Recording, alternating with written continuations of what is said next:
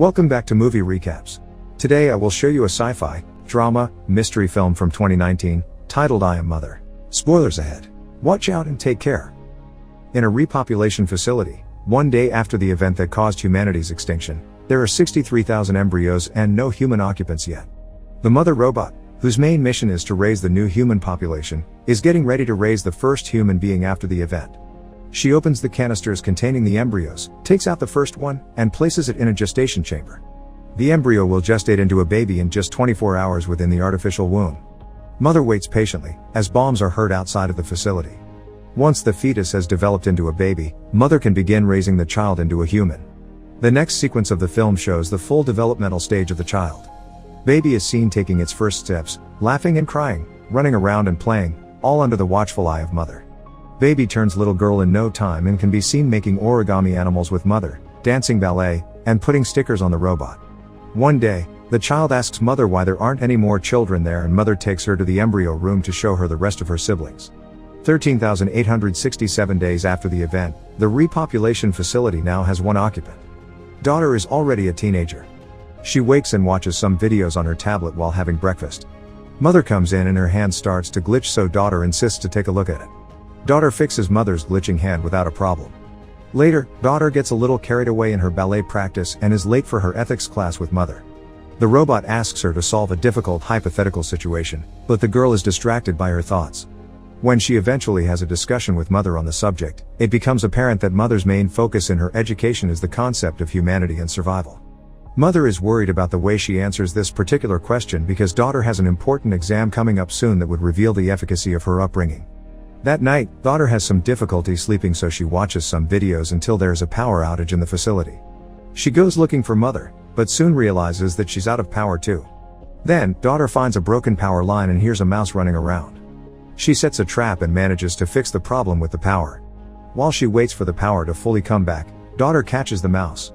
As soon as the power comes on, so does mother. She finds daughter and the girl shows her the mouse.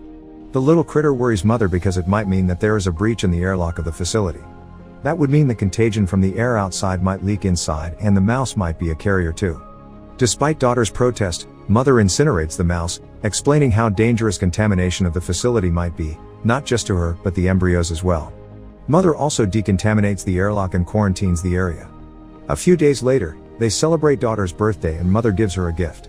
During daughter's birthday dinner, she asks mother if there is a possibility that she is wrong about the habitability of the planet. The robot simply reminds her that she hasn't been wrong about anything so far. The same night, daughter hears something coming from the direction of the airlock. She goes to check, and when she doesn't see anything through the first hatch, daughter puts on a protective suit. She hears something outside again and, despite her better judgment, takes off the mask and opens the first hatch. Daughter gets close to the other hatch when she hears a woman screaming for help, saying she's been shot. Daughter quickly gets another suit, places it in the airlock, and when she's safely out, she opens it. Suddenly, an alarm goes off, waking mother as well. The woman enters the airlock and daughter tells her to put on the suit, then the woman begs her not to tell mother. Daughter agrees, and when the robot arrives she says that she opened the hatch for just a second. Mother scolds her and, as a form of punishment, decides to give her the important exam at that instant. In the next shot, both are at the classroom and mother is giving daughter the exam, with an hour to complete it, while she tends to other things. As soon as mother leaves, daughter goes back to the airlock, finding the woman unconscious. She shuffles through her bag, finds a gun which she tucks away, and wakes her up. Daughter tells her that she'll give her all the medicine she needs, but that they can't stay there. The woman sees the water and goes to take off her mask, telling daughter that she's been lied to about the contagion. Daughter manages to hide her away in another part of the facility, before mother returns to the airlock, and leaves the woman there to get the medicine. While she puts everything that she needs from the infirmary together, mother finds the mask near the airlock. Daughter breaks one of the medicine bottles and cuts herself on it when she hears mother passing by. The woman takes out the rest of the suit and sees mother burning the mask in the incinerator, freaking out and searching for her gun. When daughter comes back, the woman sneaks up on her and asks for her gun, telling her about the droid she saw. Daughter says that it's mother, but the woman tells her that droids like her mother were the ones to hurt her. Meanwhile, mother notices that daughter isn't taking her exam and comes looking for her. The woman hears her coming, grabs the gun, and when daughter screams for the robot, she grabs her too. Mother sprints toward them, and as soon as she enters the room, the woman shoots her. Before she can do any serious damage, however, mother gets to her and incapacitates her instantly. Daughter begs her not to kill the woman and tells her that she needs their help because she's hurt. Mother doesn't have a problem helping the woman, But she does have a problem with daughter lying to her. They take her to the infirmary, but mother makes daughter wait outside. Because daughter can't hear anything from the infirmary, mother is free to interrogate the woman freely while she treats her. The woman refuses the penicillin for her wound, as mother keeps conversing. She says the contagion story was a necessary lie to guard daughter against certain things. Mother tells the woman that her primary objective is to take care of humanity, but if she refuses treatment for her wound, mother can't do anything to make her take it. She leaves the infirmary with daughter running after her and asking about their conversation. Mother puts the gun away and explains her version of the story about the droids. She tells daughter why she needed to lie to her to protect her from the dangers outside of the facility. Furthermore, she says that the parameters that govern her are different than those of the droids outside. Daughter has a hard time processing the new information, but still believes mother, who tells her that if the woman would have shot her a few millimeters further, she would have destroyed her CPU. As mother tends to daughter's hand wound, she asks her if the woman mentioned any other survivors which they can help as well with her cooperation. Daughter thinks that the woman might listen to her more than she would mother. Later, she goes through her bag, and among a bunch of trinkets, she finds a book with portraits drawn in it. Daughter flips through the portrait book and finds one particularly interesting. She goes to the infirmary to talk to the woman and asks her about the people. The woman's suspicion of mother can be felt in her conversation with daughter too, thinking that it told her to go through her stuff and question her. She's not wrong, mother did manipulate the girl into doing that. Actually, daughter was just curious about the woman to be susceptible to that manipulation. Daughter stands her ground defending mother, when the woman tells her about all the horrible things that the droids have done. After the talk with the woman, daughter finds mother repairing herself. She apologizes to her for letting the woman in without thinking of the consequences. As always, mother is full of understanding and allows her to ask all the questions about the similarities between her and the other droids. Daughter's questions feel like jabs, but mother still dodges all of them and manages to learn a few things from daughter in return.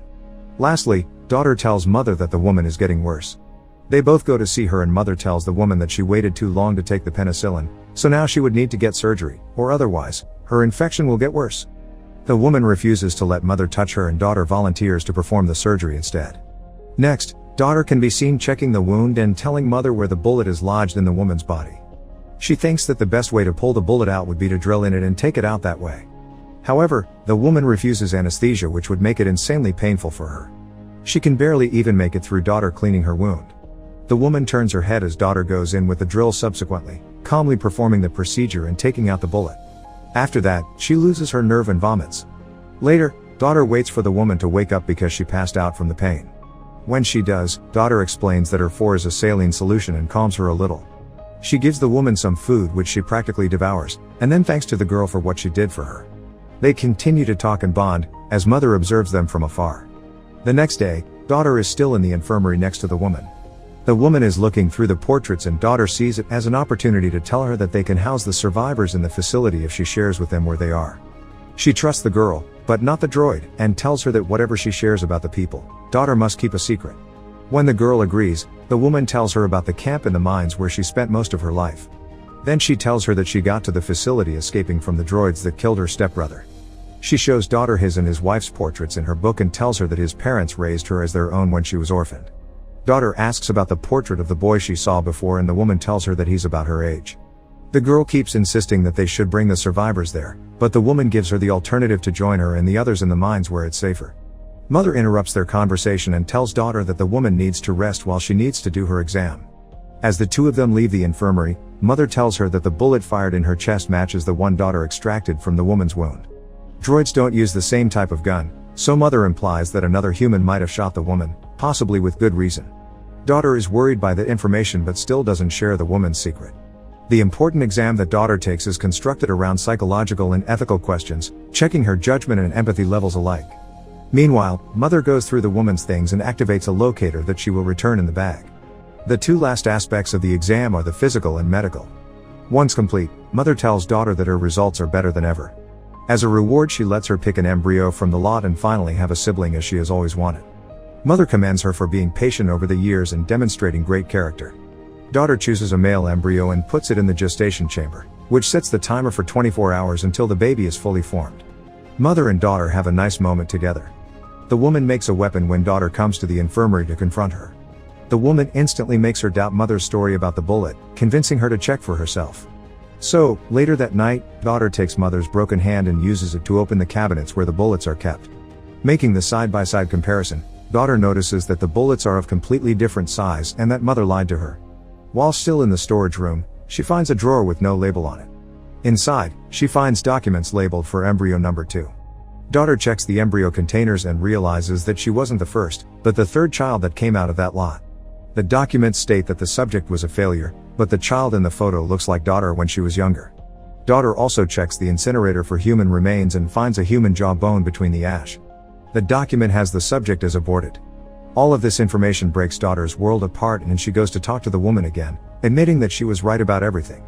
The woman tells daughter that everything she feels is natural and human, unlike mother who feels nothing for her because she can't. That prompts daughter to ask how long it would take them to get to the mines, for she has made up her mind that she will go with her there. However, the girl wants to wait for her brother to gestate fully so she can take him as well. She's not afraid only about leaving him with mother, but the others as well. The woman tells her that they can leave and get help from the people of the mines, though daughter is adamant about taking her brother with her. They will wait for him, then come back for the others later. The next day, daughter packs the supplies for their journey when mother catches her doing it. She lies to her that she's taking the stuff to spend some time with her brother, so mother takes her to the kitchen to show her how to mix his formula. Daughter gets anxious standing next to mother, who comforts her by saying that she will make a great sister. Then, she exits the kitchen and locks daughter in because she knows what she's planning. Mother goes to the infirmary to confront the woman while daughter tries to get herself out of the kitchen. The girl quickly figures out to use a type of gas to freeze the glass and then break it. In the meantime, mother plays a recording of the woman's conversation with daughter, letting her know that she's aware of their plan. Mother doesn't want daughter to have a miserable life like the woman and won't let her go. Suddenly, the woman sees an opportunity to attack her and manages to incapacitate the droid for a moment, but she just keeps on going, grabbing her by the throat. Meanwhile, daughter thinks to activate the fire alarm, which draws mother's attention and she releases the woman from her grip. As the droid goes to investigate the possibility of a fire, the woman escapes and finds daughter in the maze of the facility. She convinces the girl that they will come back for the others if they escape the facility now and get the people from the mine to help them. They get to the airlock, but mother finds them there fast. When she sees her approaching, the woman grabs daughter as a hostage to make mother open the door. With no intention of getting daughter hurt, mother complies with her demand, and the two of them escape the facility finally. Suddenly, daughter is confronted with the realities of life outside and attacks the woman. She subdues her and tells daughter that they need to find cover. As they walk toward their destination, they immediately get tracked down by the droids, though they hide in the cornfield to stop them from following. Daughter asks the woman about the cornfield and she tells her that it showed up with the other droids 6 months prior. Before that, humans could hardly breathe the air.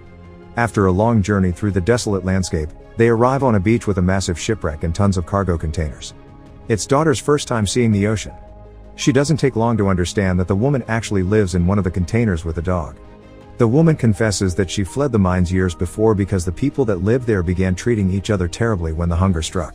She tells daughter that there is no hope in finding them because they've all gone mad.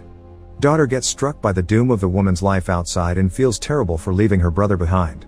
Even with the woman doing her best to convince her to stay, daughter eventually leaves her behind and goes back to the facility by herself. When she arrives before the facility, the droids guarding it aim their weapons directly in her heart. However, when daughter demands to speak to mother, they let her pass without a problem. The door opens for her to enter and she immediately disables it, to stop the droids from coming inside. Daughter grabs an axe and starts looking for mother, when she hears her brother crying and mother telling her that she's glad for having her safe at home. When the girl peeks at mother and the child, she decides that she wants to see him up close. Mother tells her to come closer but leave the axe behind. As mother explains her purpose and the purpose of the facility, daughter keeps dropping her guard.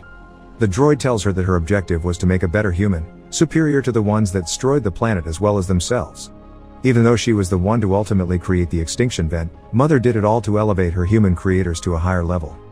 Daughter asks to hold her brother and approaches mother, then finally drops the axe, as if she's made her decision about what needs to be done for the future.